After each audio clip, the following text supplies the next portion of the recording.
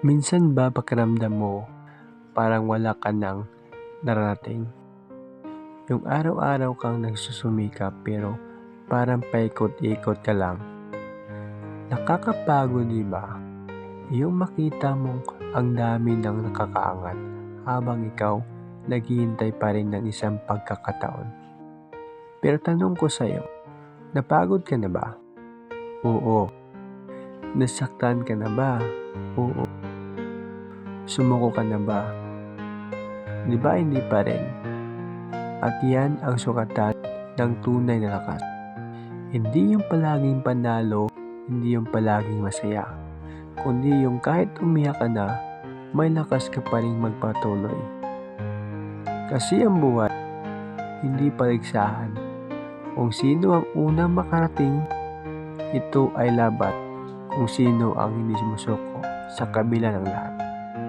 Alam mo kung bakit ka pinapahintay?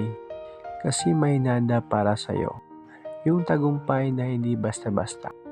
Yung tagumpay na may saysay dahil pinagdaanan mo ang lahat.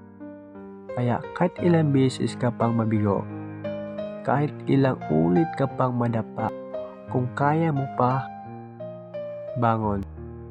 Kahit masakit, kahit mag-isa, kahit walang sumusuporta, kahit ikaw lang ang naniniwala sa sarili mo. Minsan, hindi mo kailangan ng cheering crown. Ang kailangan mo lang ay paalaala na may dahilan kung bakit ka nandito. At ngayon, ito na yon. Huwag mong bitawan ang pangarap mo. Hindi mo alam, baka bukas, isang hakbang na lang, magtatagumpay ka na. Kaya payo ko sa iyo, boss, laban lang at magpatuloy. Tiwala lang sa sarili mo at sa Diyos.